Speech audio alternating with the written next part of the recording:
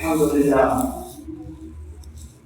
لله رب العالمين والصلاة والسلام على رسوله الكريم أما بعد قال الله تبارك وتعالى في القرآن المجيد والفرقان الحميد أعوذ بالله من الشيطان الرجيم بسم الله الرحمن الرحيم ولتكملوا العدة ولتكبروا الله على ما هداكم ولعلكم تشكرون صدق الله العظيم.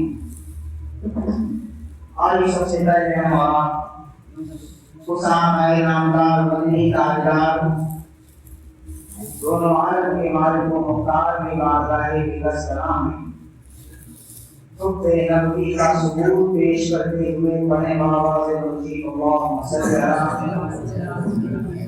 سیدنا محمد النبی وعلی آلہ وصحبہ وبارک وسلم علیہ وعلیہ اجمعین. اللہ رب العزت کا بے حد شکر احسان ہے کہ اس نے ہم تمام لوگوں کو مکمل رمضان المبارک کے روزے رکھنے کی توفیق عطا فرمائی اور ہمارے اندر یہ قوت عطا فرمائی کہ ہم رمضان المبارک کے روزے رکھ سکیں. آج کا دن جسے یوم افطار یا کبیر افطار بھی کہا جاتا ہے. افطار کبیر مغرب کے وقت جب اذان ہوتی ہے تو افطار صغیر وقت جب ہوتا ہے تو ہم لوگ افطار کرتے ہیں اور آج افطار کا بڑا دن ہے. افطار کہتے ہیں کھانے پینے. اب تک تو ایک مہینہ روزہ تھے, آج سے کھانے پینے کا دن شروع ہوتا ہے. یہ افطار کبیر ہے, بڑا افطار. اور کل کی شب جسے یوم الجائزہ کہا جاتا ہے, جائزہ کہتے ہیں انعام کو. جب ہم کوئی عمل کرتے ہیں, کوئی کام کرتے ہیں تو ہمیں اجرت ملتی ہے. تو جب اللہ کا بندہ اللہ کے حکم پر اس کی رضا کی خاطر ایک مہینہ جب روزہ رکھتا ہے تو چاند رات جسے ہم عید کی رات بھی بولتے ہیں, اس کو اسلامی شریعت کے اندر لیلۃ الجائزہ کہا جاتا ہے. یعنی اب وہ وقت اللہ تعالیٰ کے انعام کا جو ہم نے ایک مہینہ اسٹرگل کیا ہے, محنت کی ہے, ذکر کیا ہے, روزے رکھے, تراویح پڑھے, قیام اللیل کا اہتمام کیا, قرآن کی تلاوت کی, نوافل کا اہتمام کیا, تو اللہ تعالیٰ اب رات کے وقت میں یعنی چاند رات کو اللہ تعالیٰ انعام پایا. اور آج کے دن کے تعلق سے یہ فرمایا گیا حدیث کے اندر کہ جب بندہ اپنے گھر سے نکلتا ہے اور تکبیر بلند کرتا ہے, وہ تکبیر کیا ہے؟ اللہ اکبر لا الہ الا اللہ, اللہ اکبر وللہ الحمد, اللہ اکبر لا الہ الا اللہ, اللہ اکبر وللہ الحمد, اللہ اکبر لا الہ الا اللہ, اللہ اکبر وللہ الحمد. تو اللہ رب العزت خوش ہوتا ہے اور خوش ہو کر فرشتوں سے ارشاد فرماتا ہے, فرشتوں سنو, یہ میرے بندے چیخ چیخ کر مجھے پکار رہے ہیں, میرے بندے چیخ چیخ کر مجھے پکار رہے ہیں. فرشتے تم گواہ ہو جاؤ, آج میں نے ان تمام لوگوں کی مغفرت فرما دی. تو رات میں تو انعام ملا, رات میں انعام ملا. اب انعام کی نوعیت کیا ہے نہ یہ آپ سمجھ سکتے ہیں نہ یہ ہم سمجھ سکتے ہیں. یہ اللہ رب العزت جانتا ہے کہ اس نے کیا عطا کیا. اور آج صبح کے وقت میں جب گھر سے نکلتے ہیں تو اللہ تعالیٰ مغفرت کا فرمانا سناتا ہے, اعلان کرتا ہے فرشتوں کو اور اسے گواہ بھی بناتا ہے. اے فرشتوں تم گواہ ہو جاؤ. تو اللہ کو کسی گواہی کی ضرورت ہے؟ ضرورت نہیں، مگر پھر بھی یہ اللہ کی شان ہے اور اپنے بندوں پر اس کے بے انتہا فضل ہے کہ وہ فرشتوں کو گواہ بناتے ہوئے یعنی مکمل تاکید کے ساتھ ان بندوں کی مغفرت میں شک نہیں ہے، اس لیے فرشتے تم گواہ بن جاؤ۔ اور آج کے دن پوری دنیا میں جتنے مسلمان ہیں وہ شکرانے کے طور پر روزانہ ادا کرنے جاتے ہیں۔ وہ شکرانہ کس چیز کا؟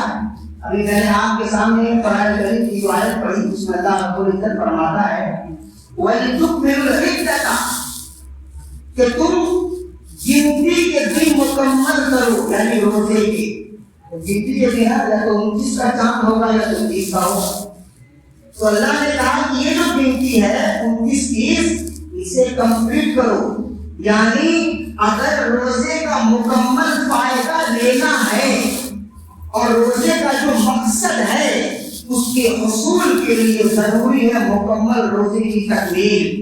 جو قرآن حکم ہے وہی حکم عدت کو کمپلیٹ کرو، جو کاؤنٹنگ ہے اس کو پورا کرو، جو عدد بتائے گئے ہیں اسے مکمل کرو۔ جب تک عدد مکمل نہیں کرو گے اللہ نے جو تقوی کا وعدہ کیا ہے وہ تقوی حاصل نہیں ہوگا۔ یہ نہیں کہ جی چاہ رہا ہے کہ فرض روزہ رکھ لیں، جی چاہ رہا ہے کہ آخر رکھ لیں کہ پاس سے جمعہ کا جمعہ رکھ کے پاس الوداع میں رکھ لیں اپنے خواہش کے وقت، مگر روزے میں اسی چیز کی تو نفی کی گئی کہ اپنے خواہش کا نہیں چلے گا، اپنے خواہش کو ماننے کا نام ہی تو روزہ ہے۔ اللہ کے رسول صلی اللہ علیہ وسلم کی حدیث ہے کہ جب تم سے کوئی جھگڑا کرے تو اس سے کہو انا صائم، میں روزے سے ہوں۔ مطلب کیا ہے؟ یعنی جب تم سے کوئی بحث کرنا چاہے، تم سے کوئی جھگڑا کرے تو تم کہو میں روزے سے ہوں۔ کیوں؟ کیونکہ جب انسان روزہ ہوتا ہے تو نفس پر اس کا کنٹرول ہوتا ہے، اب وہ نفس کی غلامی سے آزاد ہوتا ہے، اور روزہ نہیں ہوتے تو نفس چاہتا کہ اس نے مجھے 2 لفظ کہا ہے تو میں 3 لفظ بولوں گا، اس نے مجھے 1 تماچا رسید کیا ہے تو میں 2 تماچا رسید کروں گا، وہ اگر 1 گولی بولا ہے تو میں 2 بولوں گا، یہ نفس چلاتا ہے۔ اور روزے کے اندر اسی نفس کی تربیت ہوتی ہے، روزے میں کسی نفس کو کنٹرول کرنے کی ہیبٹ کرائی جاتی ہے، مکمل ٹریننگ دی جاتی ہے۔ اور یہ 1 مہینہ جو ہے نا جو ہم لوگ ٹریننگ کرتے ہیں، ٹریننگ حاصل کرتے ہیں، اور اس ٹریننگ کا فائدہ کیا ہوتا ہے؟ اس ٹریننگ کا فائدہ یہ ہے کہ آج جو افطار کبیر ہے، آج ہم لوگوں کے لیے پہلا دن ہے اور نیا دن ہے۔ میں نیا دن کیوں کہا؟ کیونکہ رمضان میں سب بخشوایا ہم لوگوں نے، روزہ رکھ کر کے رحمت برکت مغفرت کی جو عشرت گزرے ہیں ہم نے اپنی اللہ سے مغفرت کرائی ہے۔ اب ہم مکمل صاف ہوئے، نیت تو یہی ہے کیونکہ ہم تو پازیٹیو سوچیں گے نا کہ اللہ نے ہماری مغفرت فرما دی رمضان کے لیے، تو اب ہر شخص یہ سوچے کہ رمضان میں وہ مکمل پاک ہو گیا ہے، رمضان میں مکمل صاف ہو گیا ہے، رمضان میں اس کی روح کو پاکیزگی کر دی گئی ہے، اس کے آتما کو صاف کر دیا گیا ہے۔ تو اب یہ آج پہلا دن ہے، اب آج سے نئی کاؤنٹنگ شروع ہوگی۔ اگر نیکی کریں گے تو الگ لکھائے گا، اگر بند کریں گے تو الگ لکھائے گا۔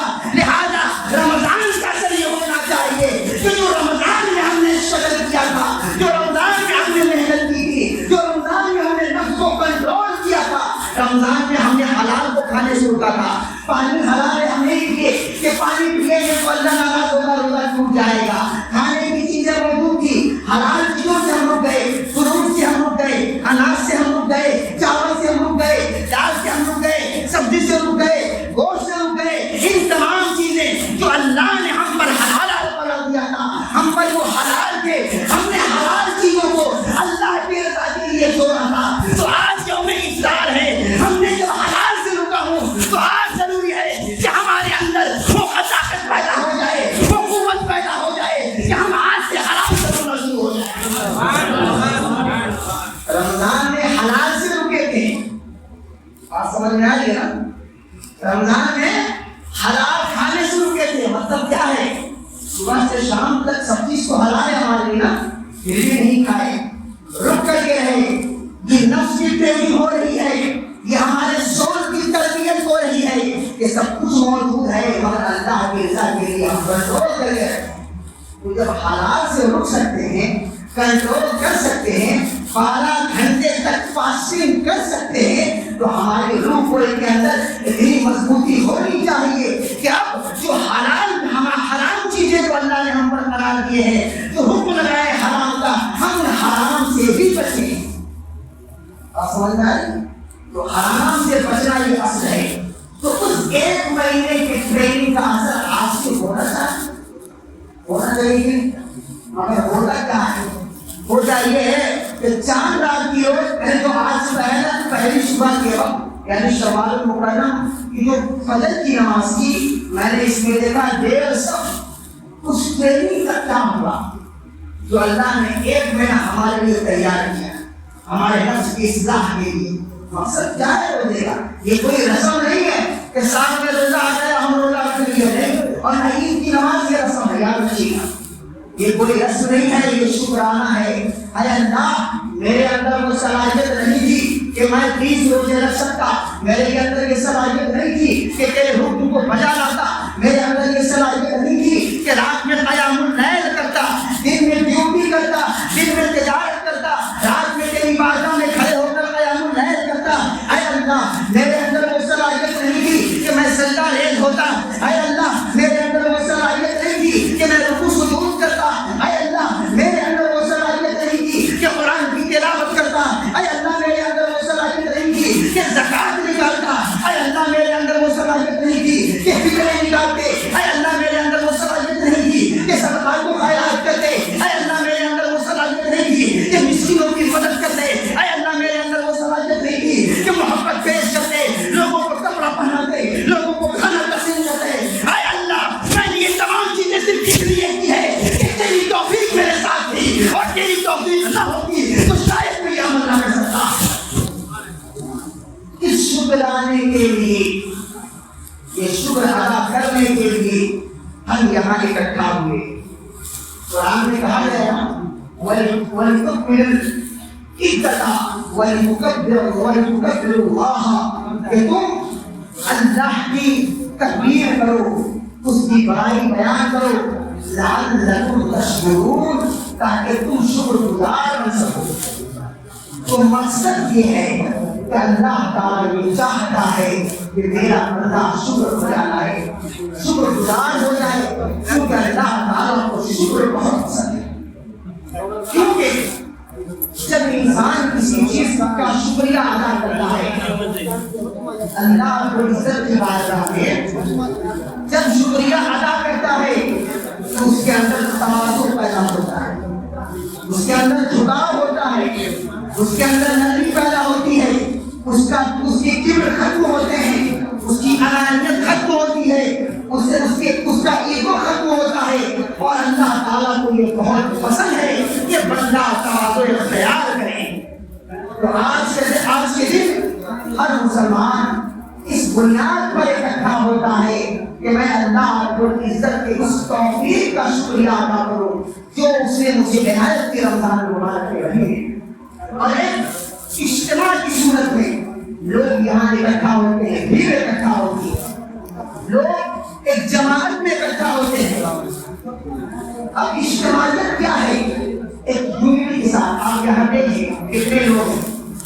اب یہاں پر غور کرنے کی چیز ہے، اسلام کے اندر ہر چیز اگر غور اور باریکی سے دیکھیں تو آپ کو سمجھ میں آئے گا ہر چیز میں ایک سبق ہے، ہر چیز میں ایک سبق ہے. کہ عید کے دن، عید ہو یا بقرعید ہو، تمام لوگ اکٹھا جمع ہوتے ہیں، اجتماعیت کی نمائش کرتے ہیں. اور یہ اجتماعیت ہر مذہب و ملت میں سرور کائنات صلی اللہ علیہ وسلم کی بعثت سے پہلے بھی تھا. ہر مذہب کے اندر اجتماع کو لوگ نمائش کرتے تھے، لوگ اکٹھا ہوتے تھے، بھیڑ اکٹھا ہوتے تھے. ہر مذہب میں آپ تاریخ کا مطالعہ کریں، کسی بھی مذہب و ملت کی بات کریں گے تو وہاں کوئی نہ کوئی فیسٹیول ہوتا ہے نا، کوئی نہ کوئی لوگ جو پرب کے طور پر، تہوار کے طور پر لوگ اکٹھا ہوتے ہیں مناتے ہیں. حضرت ابراہیم علیہ السلام کا ذکر ہے قرآن کے اندر. بچپنے کا زمانہ تھا تو لوگ تہوار منانے کے لیے ان کے علاقے کے لوگ شہر کے لوگ گئے اور ان سے بھی کہا کہ چلیے آپ بھی تہوار منائیے گا، میرا لگا ہوا ہے۔ تو قرآن نے کہا، حضرت ابراہیم علیہ السلام کے الفاظ کو قرآن نے ذکر کیا۔ حضرت ابراہیم نے کہا انا صغیر، کہ میں بیمار ہوں۔ مقصد کیا ہے؟ یعنی باپ گئے، پریوار گئے، فیملی والے گئے، یونٹی میں شریک ہوئے، حضرت ابراہیم نہیں گئے۔ کیوں؟ کیونکہ وہ یونٹی مثبت نہیں منفی تھی، وہ اجتماع اس کے اندر نیکی اور اچھائی نہیں بلکہ اس کے اندر برائی تھی، شراب نوشی کا ماحول۔ اور اس وقت لوگ فیسٹیول کرتے تھے، اس کے اندر گندگی ہوتی تھی، آپ کو جانتے ہیں، شراب و کباب میں لوگ مست ہیں۔ تو حضرت ابراہیم علیہ السلام نہیں گئے۔ ہر مذہب و ملت کے اندر جب کوئی فیسٹیول ہوتا ہے تو وہاں منمانی ہوتی ہے، مگر ابراہیم علیہ السلام نے اسے روزہ منع کیا۔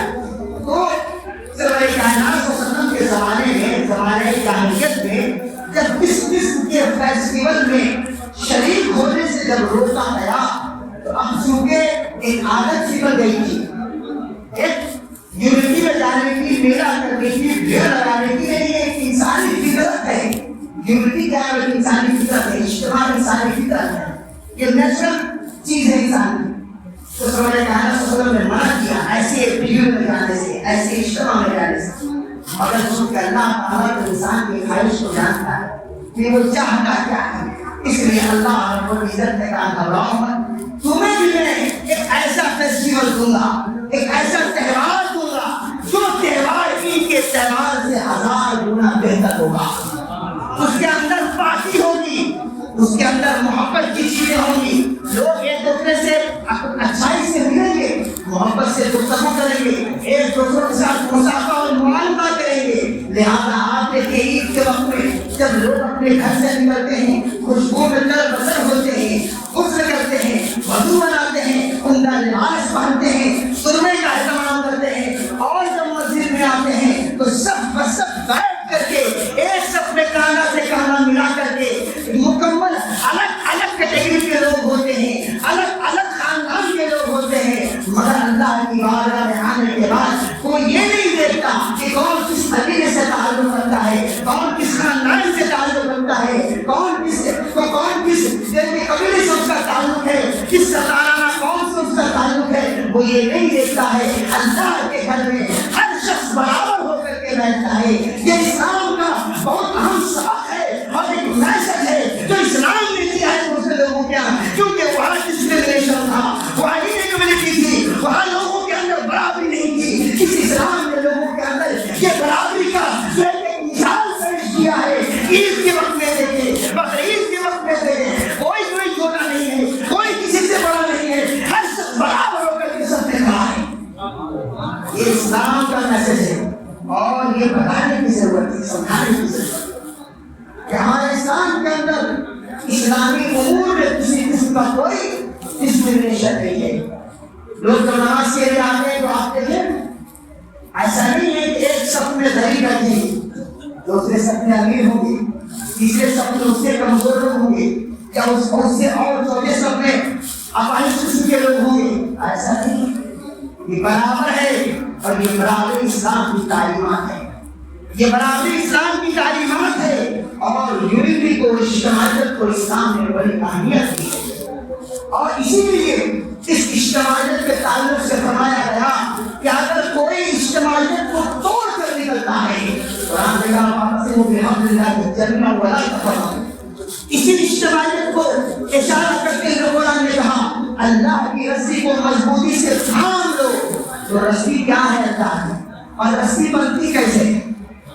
اگر آپ سے ہم کہیں کہ رسی بنائیے تو گھر کی عورتیں بھی رسی بناتی ہیں، کیسے بنائیں گے؟ حمال کرتے ہیں رسی کو، تو رسی بنانے کے لیے کئی ایٹم ہوتے ہیں اس میں، اور کئی سوتے اس کے اندر ملے ہوئے ہوتے ہیں، اور زیادہ موٹا بنانا ہے، مضبوط بنانا ہے تو کئی گنا اس کے اندر ایٹم اور پتھر لایا جاتا ہے۔ کیوں ایسا ہوتا ہے؟ پتا چلا ہے ایگزامپل سمجھنے کی چیز ہے کہ اگر اتحاد کے ساتھ لوگ ہوں گے، اگر آپس میں ملے ہوئے ہوں گے تو ان کی طاقت حرال کے مثل ہوگی، ان کی طاقت رسی کے مثل ہوگی۔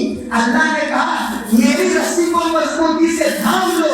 مفسرین نے اس کی تفسیر فرماتے ہوئے فرمایا رسی سے مراد اجتماعیت ہے, رسی سے مراد یونٹی ہے, رسی سے مراد اتحاد ہے. اور آج لوگ ہمارے اتحاد کو ختم کرنے کے لیے ناکام کوششیں کر رہے ہیں, اور یہ نالائق مسلمان ان کی سازش کو سمجھ نہیں پا رہے ہیں اور ان کے جھانسے میں آ جاتے ہیں. ان کو معلوم ہونا چاہیے کہ اتحاد ہی وہ سب سے بڑی خوبی ہے جس سے مکمل فتح کے دروازے کھولے جا سکتے ہیں.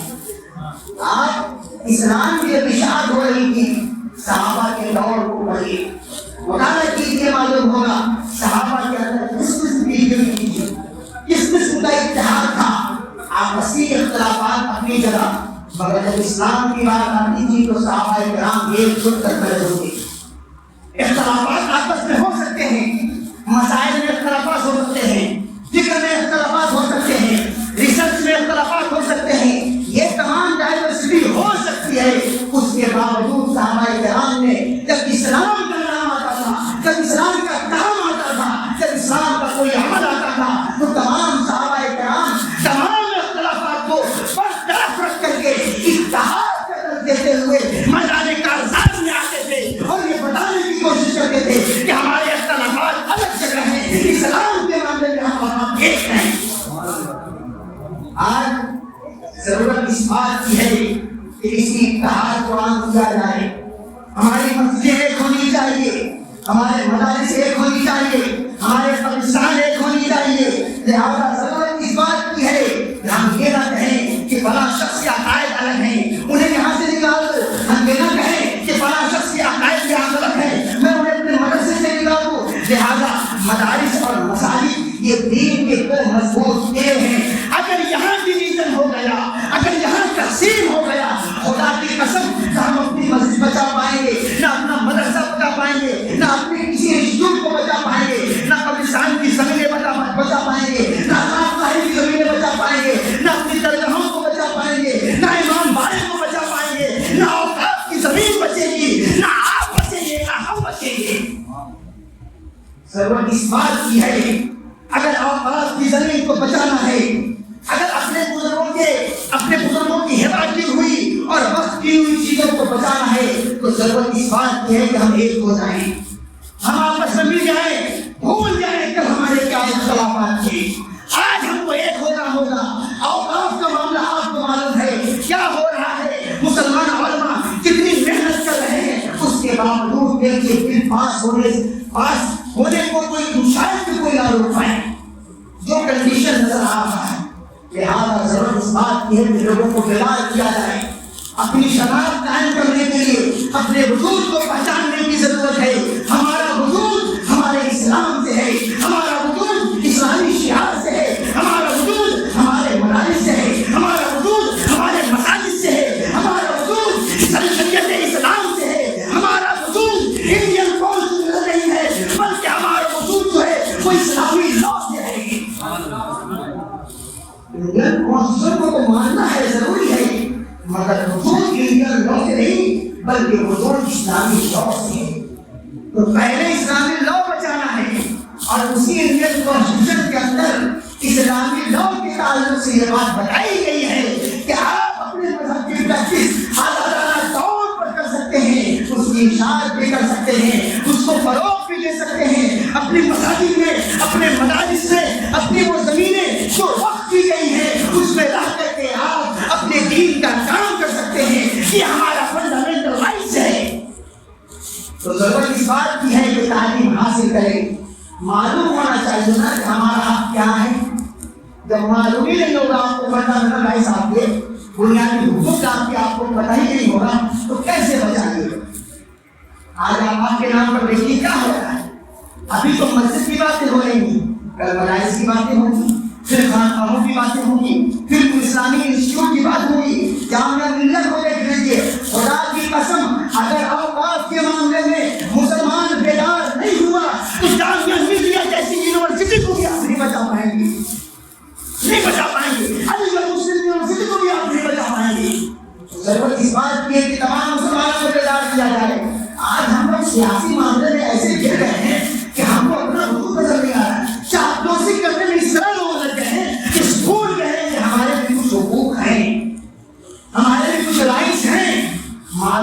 کرنے کی ضرورت ہے. وہ سیاسی چیزیں اپنی جگہ پر موجود ہیں, اس کو کیجیے, مگر پہلے یہ جاننے کی کوشش کیجیے کہ میرا نقصان کہاں ہو رہا ہے. یہ نقصان آپ کا نہیں ہے, یہ نقصان اسلام کا ہے, یہ نقصان شریعت کا ہے. خدا کی قسم, اگر آپ کمر بستہ نہیں ہوئے, ہم کمر بستہ نہیں ہوئے, تو اللہ کی بارگاہ میں ہمیں اور آپ کو سوال کا جواب دینا ہوگا, کیونکہ اللہ نے اختیار دیا ہے ظلم کو نہیں روکنا, ظلم کو اگنور کرنا, ظلم کو صرف نظر کرنا, یہ بھی ظلم ہے. آپ کہا گیا حدیث شریف میں آیا کہ ظالموں کی مدد مت کرو, تو ظالموں کی مدد مت کرو کا مطلب کیا ہے؟ صحابہ نے پوچھا تو فرمایا گیا کہ ظالموں کی مدد مت کرو کا مطلب یہ ہے کہ ظالموں کا ساتھ دینا, یعنی ظالم اگر کوئی کام ظلم کر رہا ہے اور اس کے ظلم پر اگر آپ خاموش ہیں تو آپ گویا کہ اس ظلم میں آپ اس کے برابری کے شریک ہیں. حدیث میں آیا کہ اگر گناہ کو دیکھو, ظلم کو دیکھو, زیادتی کو دیکھو تو اپنے ہاتھ سے رکھو, پہلے زبان سے نہیں کہا, ہاتھ سے دیکھو, پہلے اپنی طاقت کا پریوگ کرو, اپنے طاقت کا, اپنے پاور کا استعمال اور اس کو یوز کرو. اگر اتنی طاقت نہیں ہے, ڈر ہے کہ کہیں ایسا نہ ہو کہ جیل میں ڈال دیا جائے گا, ڈر ہے کہیں ایسا نہ ہو کہ مسلح چھین لیا جائے گا, ڈر ہے کہیں ایسا نہ ہو کہ مدرسے سے نکال دیا جائے گا, تو خدا کی قسم یاد رکھیں, اللہ نے فرمایا, رسول اللہ نے فرمایا ہے کلکم رائی وکلکم مسئول عن رعیتہ, تم میں سے ہر شخص ذمہ دار ہے, روز محشر اس کی ذمہ داری کے بارے میں پوچھا جائے گا. اس وقت کیا ہوگا؟ تو کہا گیا ہاتھ سے روکو, اگر ہاتھ میں بھی طاقت نہیں ہے, معلوم ہے مار کھا جائیں گے, تو زبان سے روکو, پھر زبان سے روکو, یہ سیکنڈ اسٹیپ ہے. اور اگر کہا گیا زبان سے بولنے کی بھی طاقت نہیں, کیونکہ آج وہی ہو رہا ہے, حق بولنے کی طاقت نہیں ہے, سچ بولنے کی, حق نہیں بولنے کی. اب آپ بولے ہمارا سب یہ کیسے ہوتا ہے؟ سچ بولنے کی, حق نہیں بولنے کی, دونوں الگ چیز ہیں. سچ بولنا اور حق کو چھپانا یہ دو الگ چیز ہے. سچ بولنے کا مطلب یہ ہے کہ کوئی بات آپ سے پوچھی جائے, آپ نے سچ بنا لی, اور حق کا مطلب یہ ہے کہ آپ سے پوچھی جائے تو آپ خاموش ہیں, نہ ہاں کہہ رہے ہیں نہ نہ کہہ رہے ہیں, خاموش ہیں کہ ہم کو کیا ہے, ہم کو کیا لینا دینا, ہم اگر سچ بولیں گے تو کمائیں گے, جھوٹ بولیں گے تو اللہ کے یہاں گرفت ہو جائے گی. اس کا اس پر گرفت نہیں ہوگی تو آپ حق کے معاملے میں خاموش ہیں. تو حق کے معاملے میں خاموش ہونا یہ بھی گناہ ہے, یاد رکھیے گا.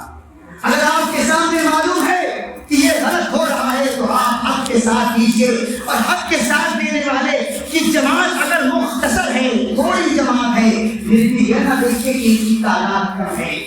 یاد رکھیں میدان کربلا میں حق والے تھوڑے تھے اور غیر حق والے کی تعداد بہت زیادہ تھی. تو میدان کربلا ہمارے لیے تو میسج ہے, ہمارے لیے ایگزامپل ہے. بدر کو دیکھیں, وقت کو دیکھیں, جہاں مسلمانوں کی تعداد کتنی تھی, مختصر تھی. اور یاد رکھیں اگر آپ کی تعداد کم ہے تو آپ کی سب سے بڑا, آپ کا سب سے بڑا ہتھیار اگر کوئی ہے تو آپ کا ایمان ہے. اللہ تعالیٰ خیر سے سلامت